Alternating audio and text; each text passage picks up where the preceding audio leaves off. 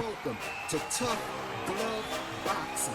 I am locked in, and let's get ready to talk about it!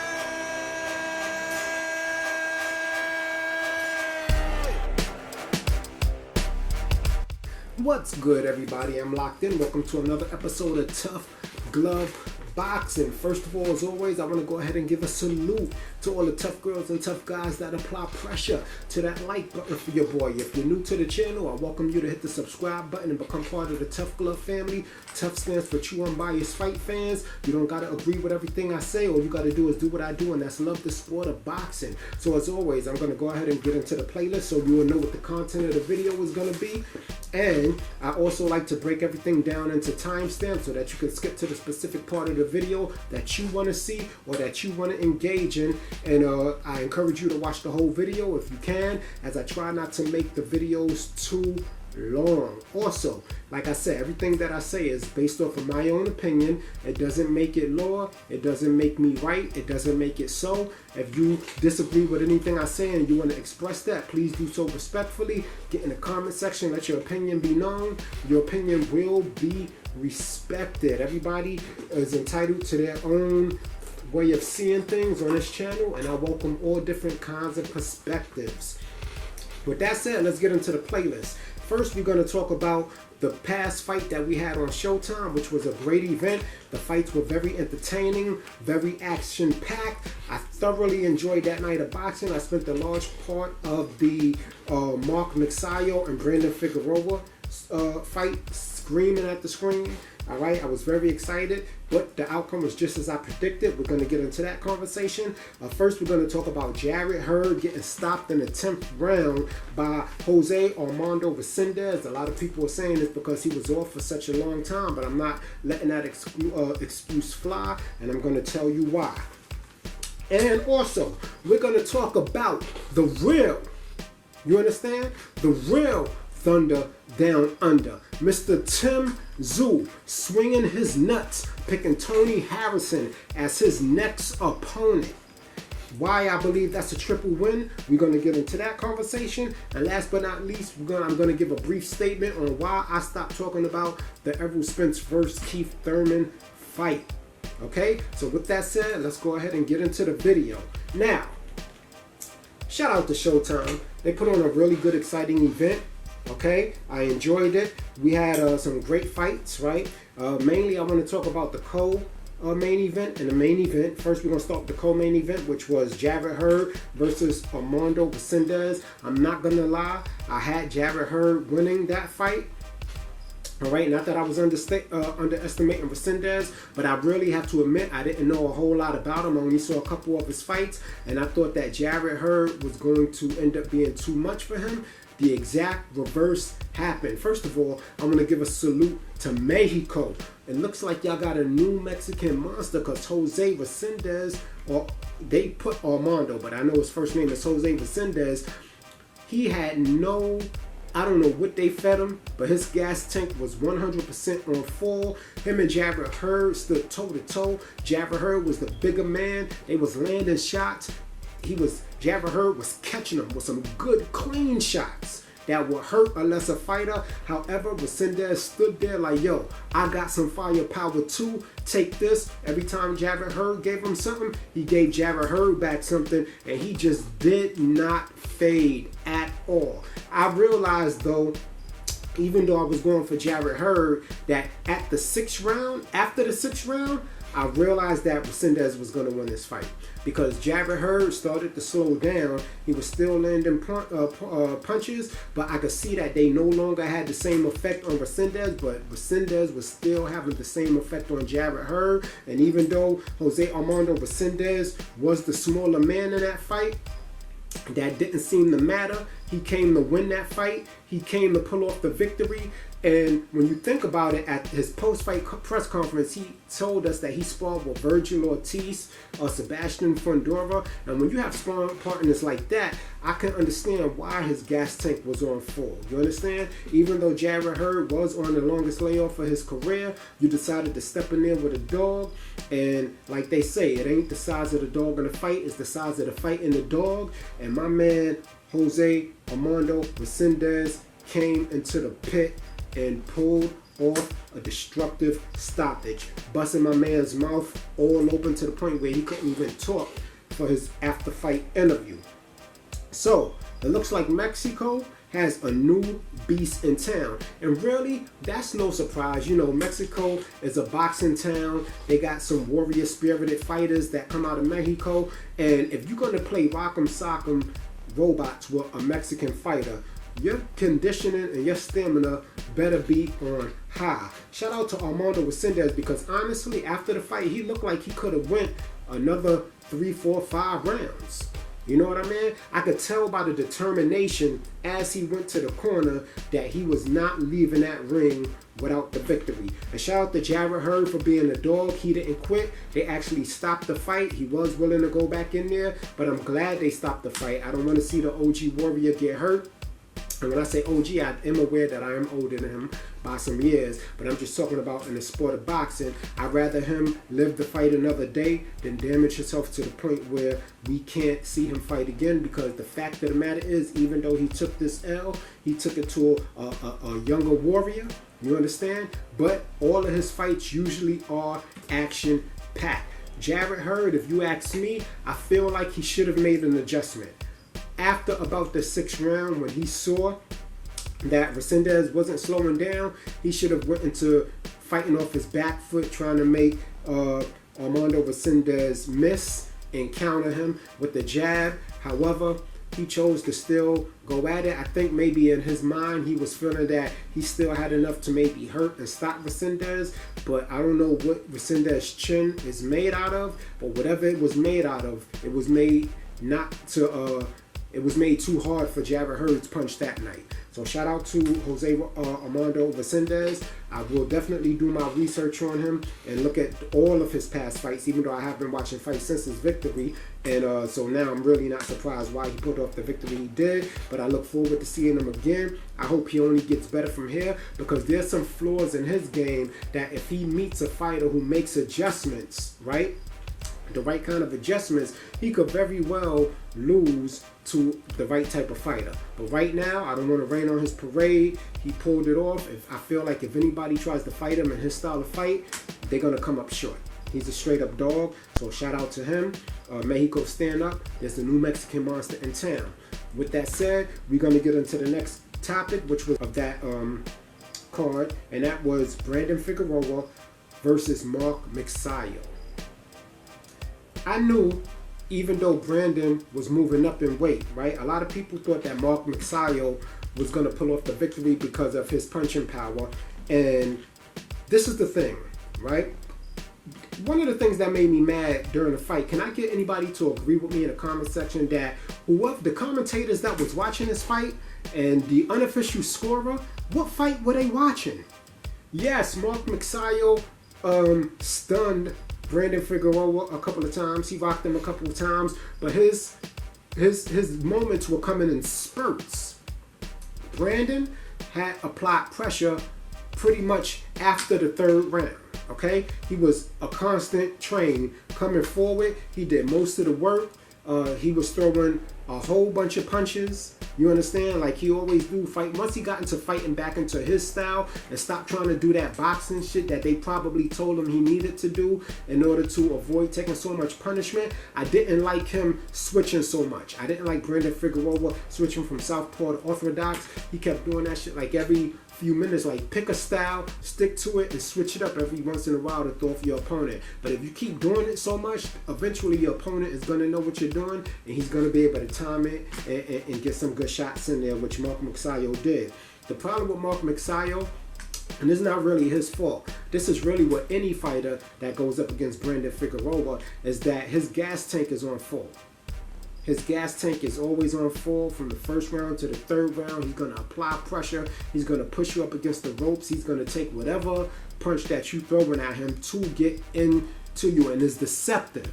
He's very deceptive because he's tall and he's long, and you would think that he would try to use that to his advantage, but like they said in a fight, none of that matters. If he has a reach advantage, if he's taller than you, he's an inside fighter, and he's going to try to dominate you to your body and change levels on you and wear you down. His style is to break you down, and for most opponents, he will do that. Now, I believe the only reason why he lost to Stephen Fulton, aside from Stephen Fulton being an exceptional boxer, right, is that what the improvement that I did see in this fight from Figueroa was he was more defensively responsible. And I don't mean when he was trying to box on the outside. That's not his fight. Even though he's taller and longer, that's not his style of fight. His style of fight is on the inside. However, when he was getting return fire, he was slipping. I saw some head movement that I don't usually see from him. Excuse me, guys. I don't want my nose to start running on here. Sorry. All right, so he had some head movement going on, and he was slipping a lot of punches, which is something that you don't usually see Brandon Figueroa doing. You don't usually see him slipping a lot of punches, and I feel like that may have making Magsayo miss may have assisted in tiring Mark out.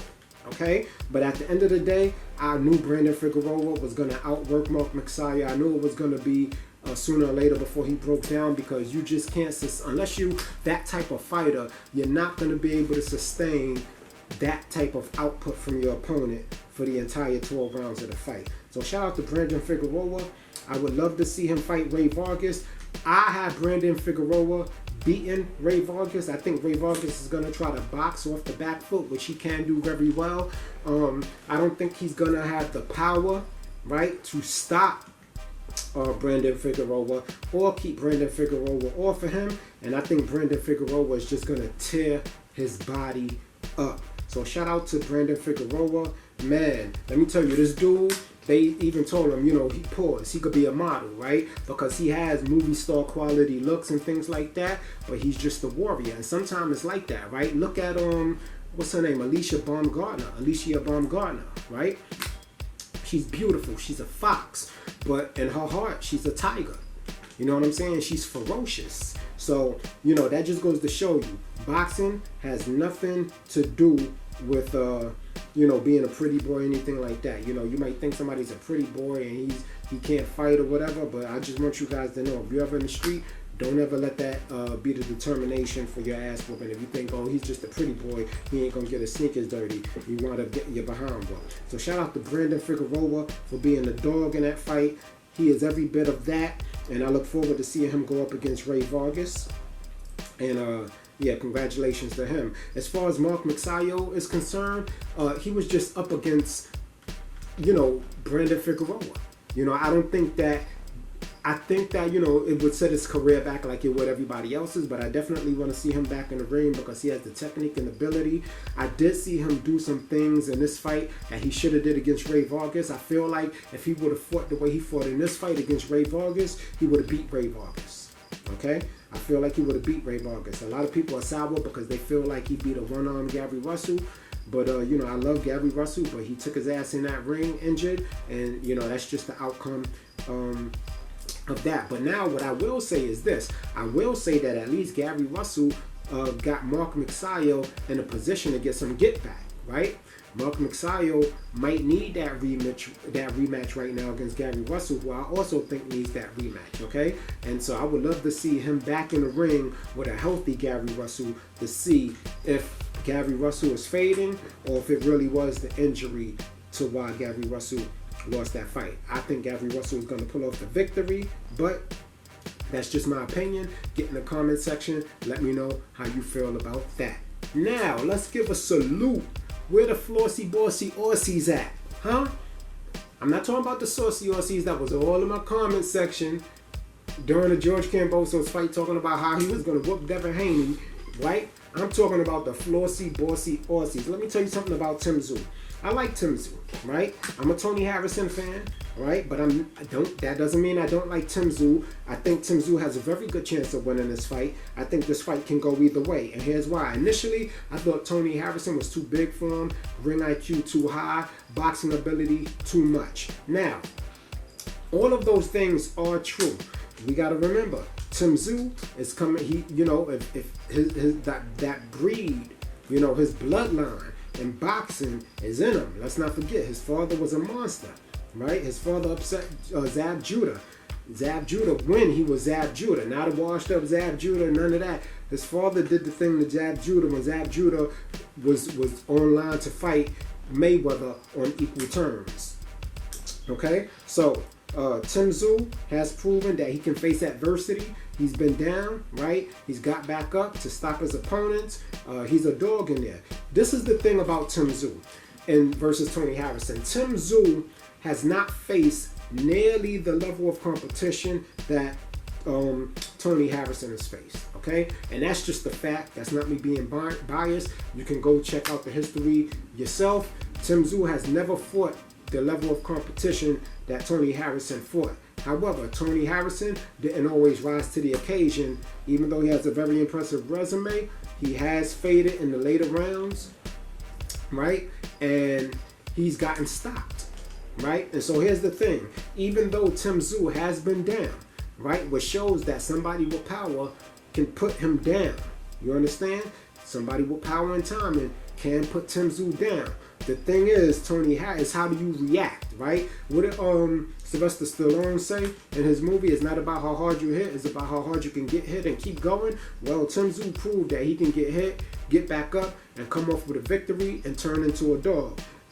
Toni Harrison, right, has gotten dropped and not been able to recover, especially in the later rounds. And Tim Tszyu and him knows that. So I think what's going to determine this particular fight, if Toni Harrison is going to win it, is going to really depend on his focus. Not even so much his conditioning, even though his conditioning is going to play a large part in it. And here's why I tell you why.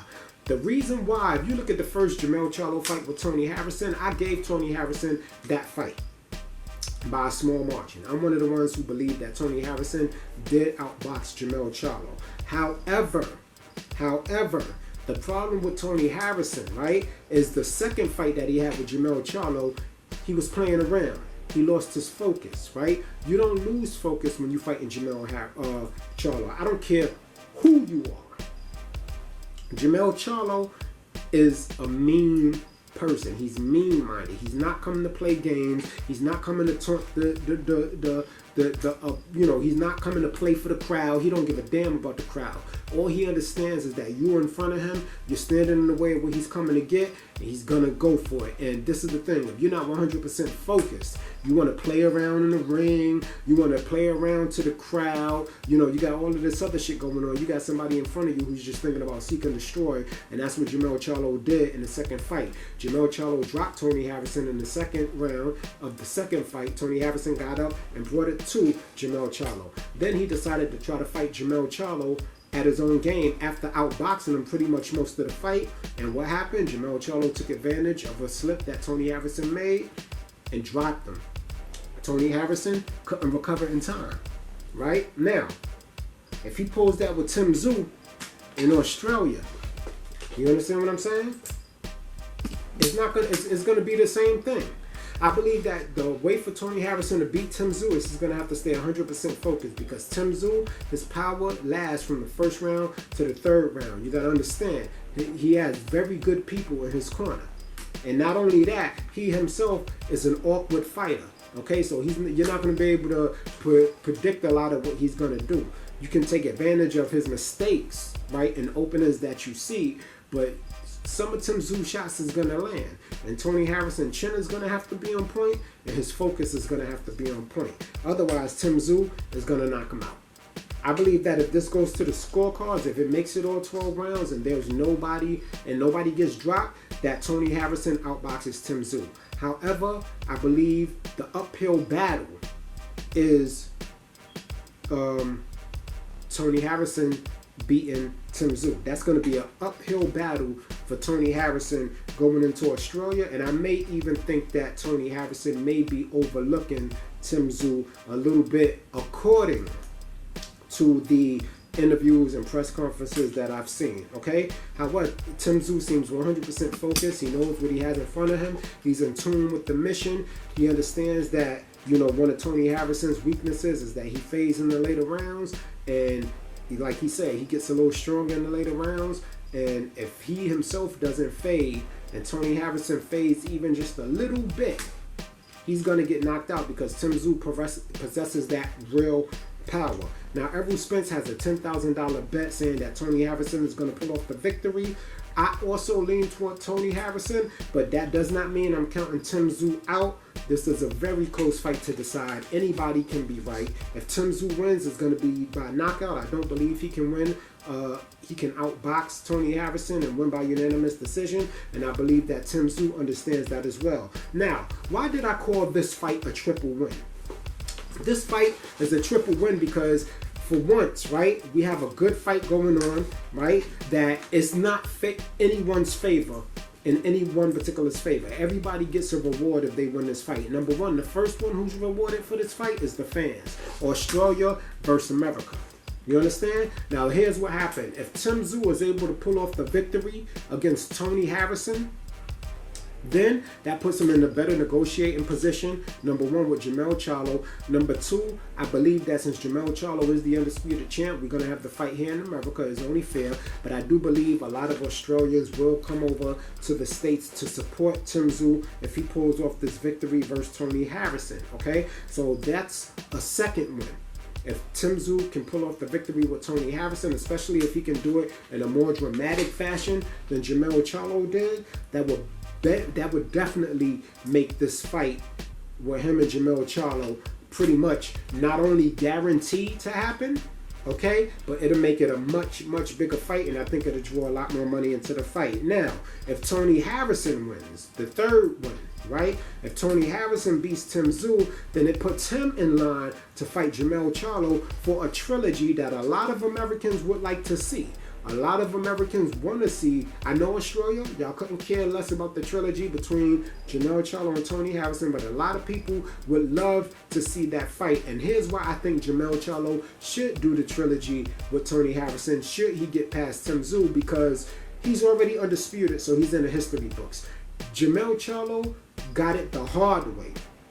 You understand? He didn't beat one guy and get all the belts. He got the belts piece by piece. He put that work in to get the belts, and he has a terrific resume of victories. You understand what I'm saying? That's just point blank period. Point blank period. He's one of the best fighters in the world today, hands down, no question about it. He should be a way bigger superstar than he is. I just think his personality is not so fan friendly. But aside from that, if we're talking about talent and dedication to the sport, Jermell Charlo is boxing. You understand? But also, I think every great fighter should have a trilogy. Tyson Fury, Deontay Wilder, Muhammad Ali, Joe Frazier. You understand what I'm saying? I think, yeah, Pacquiao. And, oh my God, please forgive me, Mexico, that my brain is not working right now. But you guys know who I'm talking about. Marquez. Okay? Sorry. Marquez, okay? You know, every great fighter has their trilogy, and I think that Jermell Charlo should have a trilogy under his belt. And if Toni Harrison beats Tim Tszyu, I think that'd be an amazing trilogy. Again, based on what I saw in the second fight, I would have to lean more towards Jermell Charlo in this fight, because I think where Toni Harrison is gonna go in there to try to outbox Jermell Charlo, Charlo is just gonna really try to put an exclamation point on Toni Harrison, and I think that will be a valid trilogy to go down in the history books with his legacy. So with that said, that's pretty much my video. The last thing I want to talk about right quick, like I said, is why I stopped talking about Errol Spence and Keith Thurman. Although I would like to see that fight, and I think a lot of you guys are disrespecting Keith Thurman, right, unwarrantingly, right, because Keith Thurman is still a beast in my eyes. Keith Thurman is still that guy, okay, in my eyes. He's still a top welterweight in my eyes, even though that fight will happen at 154. You know, that's one of the main reasons why I hope the rumors about Terrence Crawford and Errol Spence are true that I just heard, but I'm not going to tout that either, because, you know, Mike Carpenter has been wrong pretty much all of last year, right? But I stopped talking about Errol Spence and Keith Thurman because we still don't have a fight date. It's alleged that he's supposed to be fighting Keith Thurman for the past month and a half now.